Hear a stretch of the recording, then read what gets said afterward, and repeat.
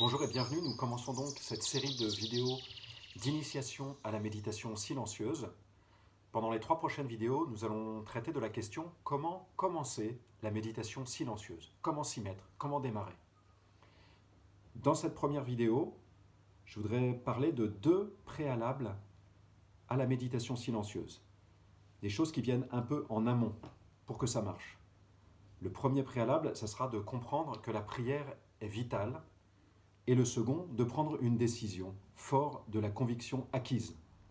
Donc, si jamais vous êtes déjà très convaincu et que vous avez déjà décidé de vous y mettre, vous pouvez passer tout de suite à la vidéo suivante. Le premier préalable pour se lancer dans la vie de prière, de méditation silencieuse, c'est de comprendre et d'être convaincu que cette prière est vitale. Pourquoi est-ce qu'elle est vitale ? D'abord parce que le Christ nous le montre. Et nous avons à nous fier au témoignage du Christ. Le témoignage de sa vie, et je pense que le texte le plus parlant pour ça, c'est le premier chapitre de l'évangile de Marc, dans lequel on nous montre que Jésus fait des choses assez incroyables. Il a un enseignement percutant, nourrissant, nouveau. Cet enseignement est accompagné de gestes de puissance, guérison, expulsion de démons, guérison multiple, individuelle, etc. Mais à la fin de ce chapitre, ce premier grand Shabbat de Jésus, on nous dit au fond que la source de toute cette action puissante, c'est sa prière. Puisque le matin, lorsque les disciples se mettent à le chercher, disent « mais où est-ce qu'il est passé ?» On nous dit qu'il était parti à l'écart pour prier le Père. Si donc Jésus a la source de son action dans sa rencontre quotidienne avec le Père, dans le silence et l'intimité du cœur, comment pourrait-il en être autrement pour nous ? Comment pourrait-il en être autrement ? Nous avons à imiter le Maître. Il le dit d'ailleurs lui-même, et c'est la deuxième dimension du témoignage de Jésus, c'est son enseignement. Dans son enseignement, de manière très forte, récurrente, Jésus invite, appelle à la prière. Peut-être le passage que vous pouvez relire, garder en tête, c'est le cœur de tout son premier discours dans l'évangile de Matthieu, le discours sur la montagne, dans lequel il y a les béatitudes, etc. Il y a l'invitation au jeûne, à la prière et à l'aumône. Donc le cœur du cœur, c'est, nous dit Jésus, la prière. Ce sanctuaire de ta conscience dans lequel tu peux entrer et où tu trouves la présence du Père. Ton Père est là, présent dans le secret. Entre en toi-même, entre dans ta chambre, entre en toi. Ton Père est là, présent dans le secret. Peut-être que tu ne le vois pas, lui il te voit, nous y reviendrons. Nous avons également à nous fier à l'enseignement de l'Église et au témoignage des saints.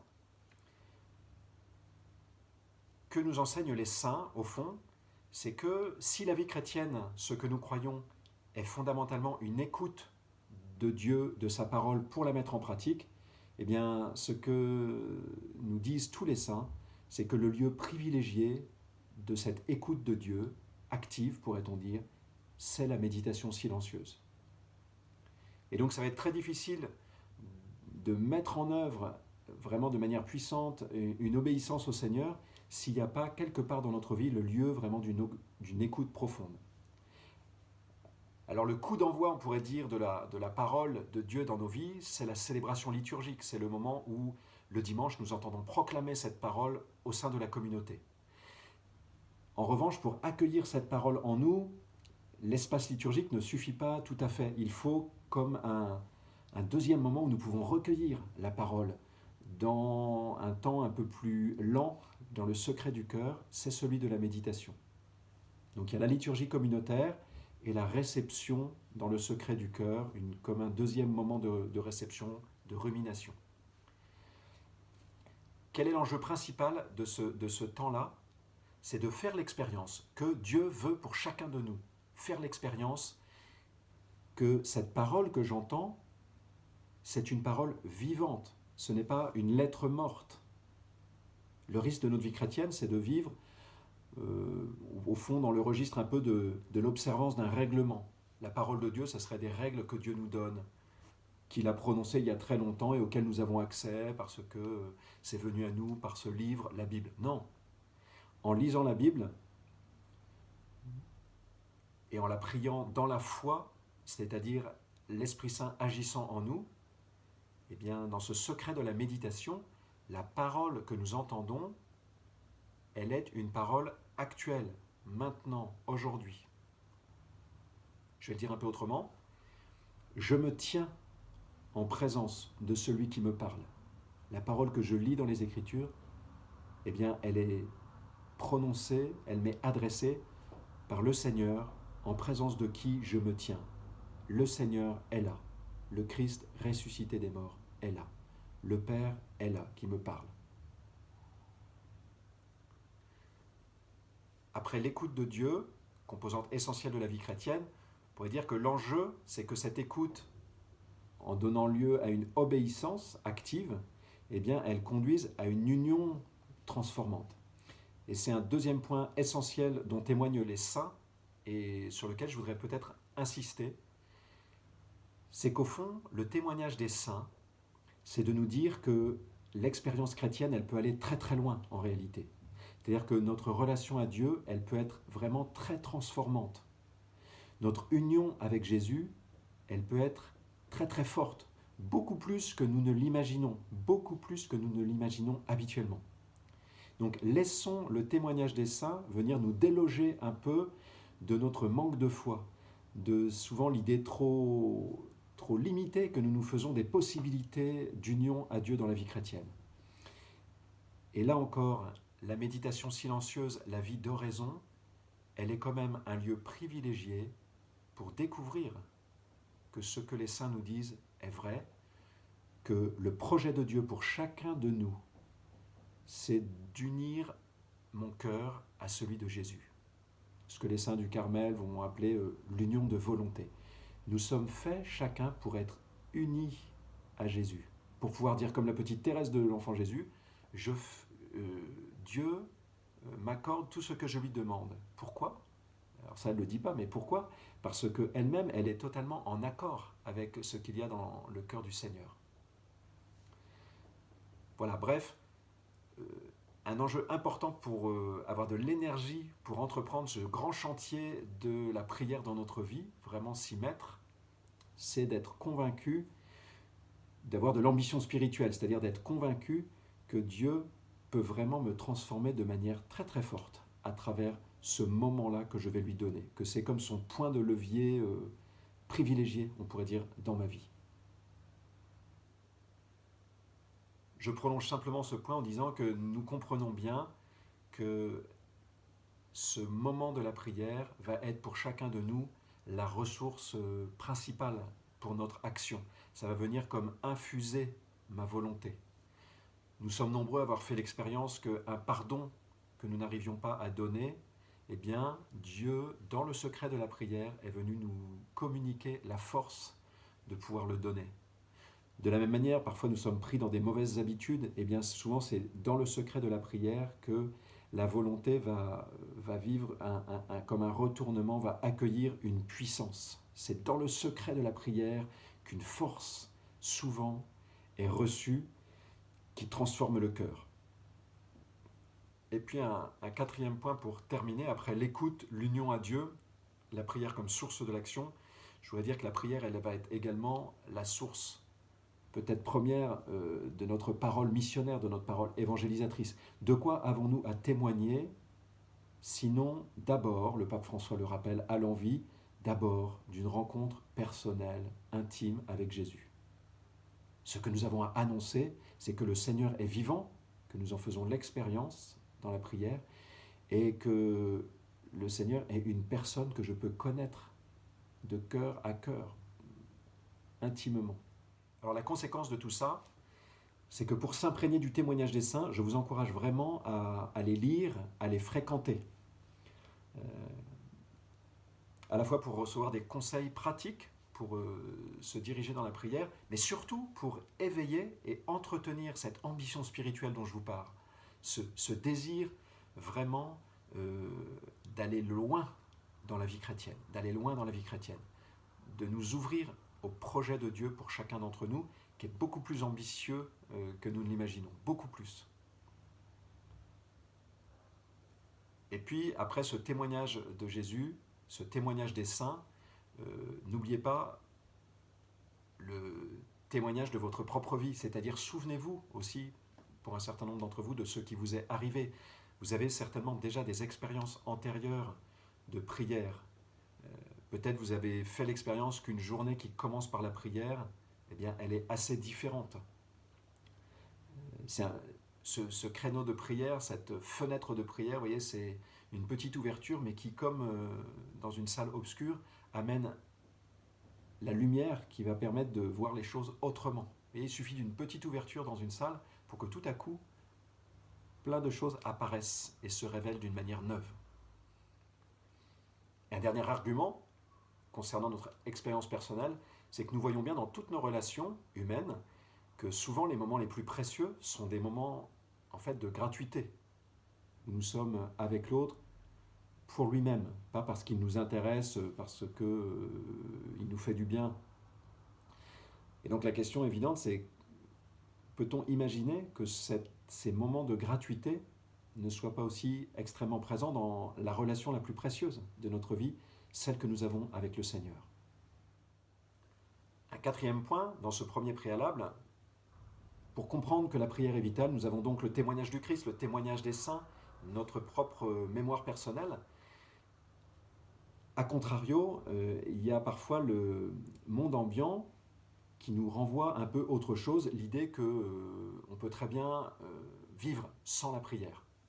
Alors il faut nous méfier de ce bain culturel dans lequel nous sommes, qu'on pourrait qualifier de matérialiste d'une certaine manière. À l'échelle de l'histoire de l'humanité, ne pas se tourner vers Dieu, ne pas intégrer Dieu dans notre vie est quelque chose d'assez nouveau, voire même de marginal. Alors je ne dis pas que l'humanité tout entière a fait de la méditation depuis le commencement. En revanche, vous voyez, ce qui parfois nous paraît un peu étrange, c'est-à-dire de consacrer du temps à Dieu, un temps gratuit, un temps silencieux, à partir du moment où on a pris acte que Dieu existe, qu'il est là, c'est quelque chose qui est logique, qui devrait être naturel. C'est notre petit microcosme contemporain, agnostico-matérialiste, qui est quelque chose de plus étonnant, finalement, si l'on y réfléchit bien. Et j'ajouterai un dernier point, un cinquième. Sans jouer au prophète de malheur, mais il n'y a pas besoin d'être très malin peut-être pour pressentir que les temps vers lesquels nous allons, nous avons vraiment intérêt à les aborder avec une capacité de vie intérieure forte. Alors la petite expérience du confinement est une forme de répétition peut-être pour les décennies qui viennent, non pas que nous serons confinés en permanence, mais nous allons certainement, avec cette crise écologique, vers des temps plus difficiles, des temps un peu où le monde sera moins facile à vivre, et donc nous serons à plaindre et nous serons mis en difficulté si nous n'avons pas une capacité d'intériorité, si nous ne développons pas dans nos vies cette dimension intérieure, cette capacité d'être présent à nous-mêmes, d'être présent à Dieu dans le secret de l'âme. Voilà donc pour le premier préalable, comprendre et être convaincu que la prière est vitale. Il y a ensuite un deuxième préalable, c'est que cette conviction intellectuelle du cœur, il faut qu'elle se concrétise par une décision.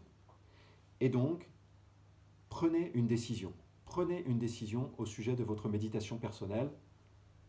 Aujourd'hui, vous décidez que vous allez prier pendant un rythme donné et pendant une durée déterminée. Je détaille ces deux points. Il faut décider d'un rythme. On peut prier 2 fois par exemple dans la semaine, c'est possible. L'expérience assez universelle montre que le plus sûr moyen d'entrer vraiment dans une fidélité de manière plus simple, plus fluide, c'est de choisir un rythme quotidien.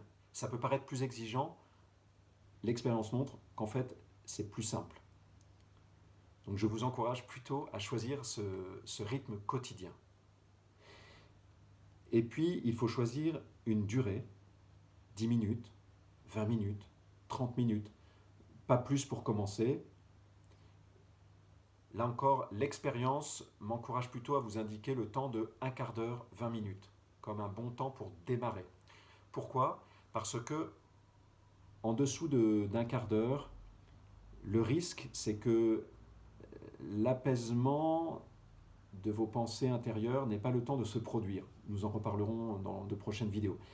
Et si ceci ne se produit pas, eh bien, vous allez en fait être assez frustré au bout de 15 jours, 1 mois, 2 mois, parce que vous n'arrivez pas à atteindre un peu ce point d'apaisement. Or, c'est aussi ce que nous venons chercher, c'est le moment où Dieu peut nous communiquer sa paix. Ça se produit plus facilement au-delà du quart d'heure. Donc 15, 20 minutes, c'est très bien pour commencer. Pour un adulte. Pour un enfant, ce qui peut être une très bonne chose, de se mettre à la méditation silencieuse pour un enfant ou pour un adolescent, on peut démarrer à moins, vraiment. C'est l'expérience que j'ai faite adolescent.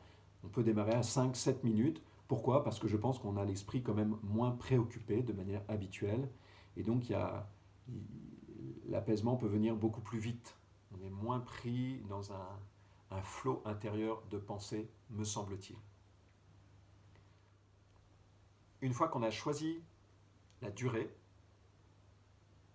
eh bien, il faut s'y tenir. Je m'explique. Ne pas abréger le temps de prière. Donc, si je choisis 20 minutes, même si au bout de 10 minutes, je me dis « Oh là là, qu'est-ce que c'est long !» je fais confiance au Seigneur.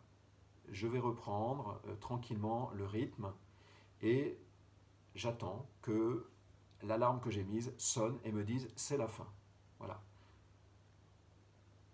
Mais je ne vais pas non plus prolonger, de manière habituelle en tout cas, au-delà des 20 minutes, même si j'ai un goût particulier tel ou tel jour, parce que là encore, il s'agit moins de se laisser piloter par le goût qu'on a intérieurement que d'abord d'être dans cette fidélité quotidienne.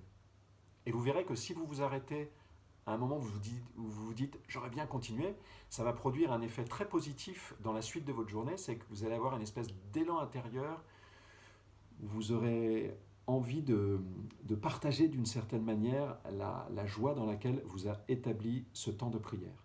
L'enjeu, en tout cas, de cette objectivité du temps, c'est de ne pas entrer dans une logique où on juge sa prière, où on évalue sa prière en fonction des sentiments intérieurs que l'on éprouve. Ça, c'est un peu casse-figure. Voilà, c'est la fin de cette vidéo. Pour terminer, je vous propose de prier quelques instants. Si vous le voulez, vous pouvez accueillir cette prière. Dieu notre Père, nous te bénissons, nous te rendons grâce de nous attirer, de nous donner l'envie de prier. Viens affermir ce désir dans notre cœur. Viens vraiment saisir notre volonté pour que nous soyons convaincus que ce temps de prière, il est vital pour chacun de nous. Que c'est le lieu où tu veux nous permettre de rencontrer Jésus et d'entrer dans une intimité plus profonde avec lui.